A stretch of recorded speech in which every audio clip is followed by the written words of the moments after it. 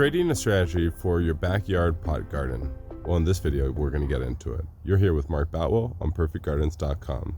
Please remember to like, share, and subscribe. If you haven't checked us out on Instagram or Facebook, make sure to do so. We also have the $2.99 membership where there's over 115 growers ready and willing to assist you through your growing practices. If that's not enough, make sure to check out the VIP one-on-one down below on the description. Make sure to hit the join button on the bottom of every video. I have a backyard garden and I need roughly around 1,300 gallons of soil. So I've actually got real fortunate yesterday and it actually rained and all the soil I've been carrying in and getting into to get prepared was all dried out. So what I did real quick was I just opened it up. I allowed the rain to hit the soil, and tomorrow I plan to start amending the soil with the dry amendments. So some of the stuff with the dry amendments is I have some from last year. I'm on a shoestring budget at this point this year, and I wanted to kind of gather up all the dry amendments I had, figure out how much total soil I had, and then plug it into my nutrient calculator. So as you can see here, I actually have the all-purpose down to earth. I have 25 pounds right here.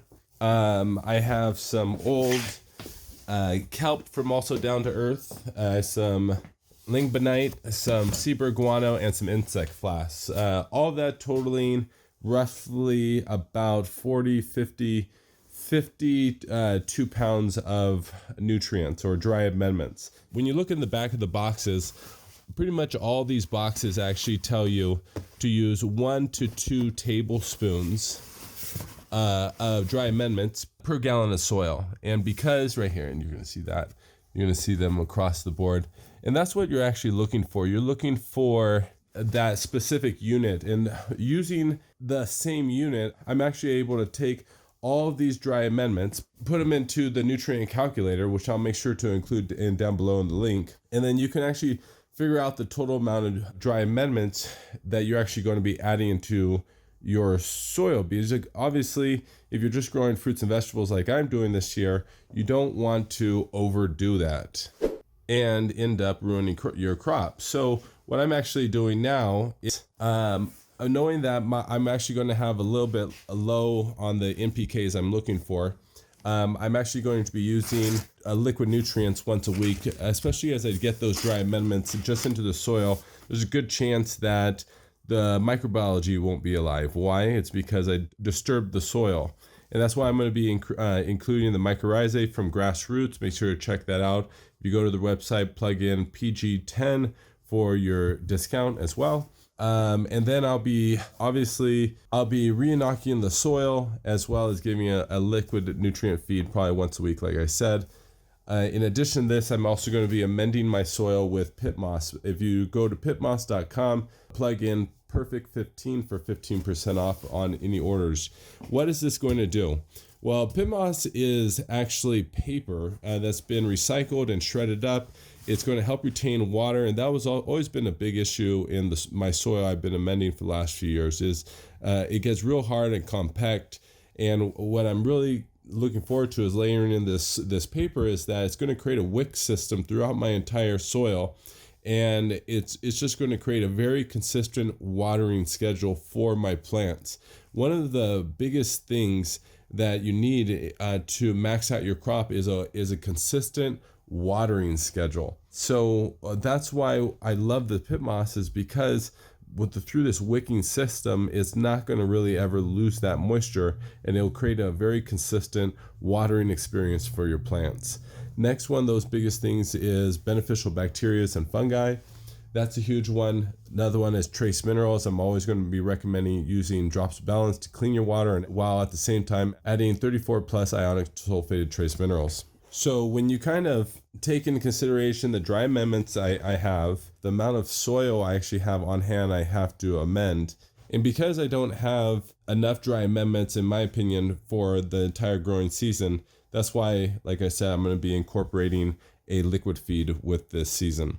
All right, so I'm looking forward to showing you all that as I get to it tomorrow. Like I said, I really loved the rainfall yesterday. I got very fortunate, and I ended up throwing that tarp back over to help keep that moisture in the soil and just penetrate that soil as deep as possible. While tomorrow, we'll end up adding in the dry amendments and just turning that soil once back and forth, slowly distributing the dry amendments. And then we'll be creating a very unique experiment this year using pit moss in a couple grow beds while not using pit moss in other ones, and being able to see the difference. Especially because we'll be testing out actually a number of things. We'll be testing out pots that don't have liners. Then we'll be testing out pots that do have liners. Then we'll be testing out pots that have liners and pit moss, and liners that don't have pit moss. So we'll be doing a number of visual observations, really just checking out water retention this year and seeing how well we're able to bring assortment of food into our backyard garden this year. Okay, so remember, for this nutrient calculator, it's going to be in the Google link in the description below. So make sure to go down there, click on it, download it yourself, because it will be on a protected form, and then you'll be able to access it yourself. So like I said, I had 25 pounds of all-purpose, and this is the parts. You want to keep the parts all the same. And so in this situation, I'm going to be using pounds as my parts. So I have, in my all-purpose, I had 25 pounds, so I put 25 parts.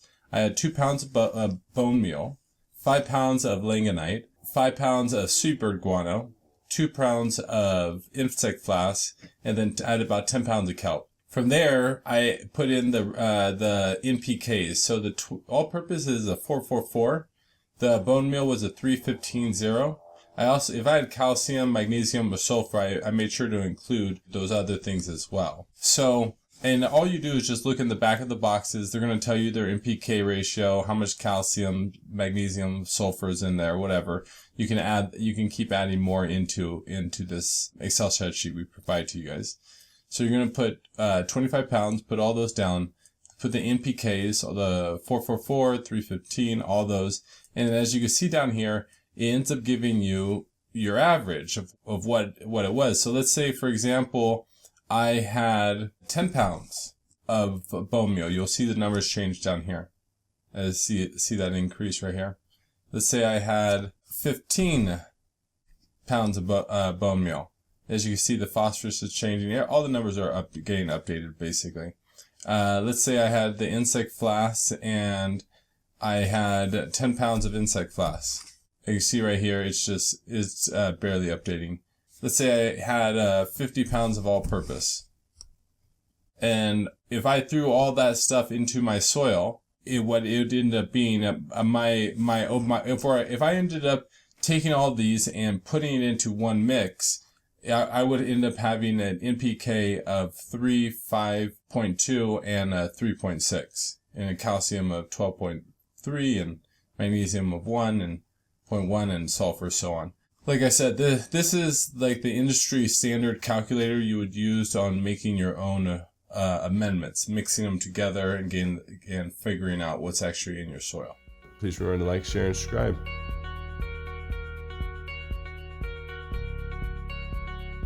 You know, little did some people know that you can use this to consume in other ways, not just smoking, which is obviously super popular. You know, people could come and experience like an event where you come and you dine, essentially, eat, but what you eat is infused or has, cannabis in it to some degree.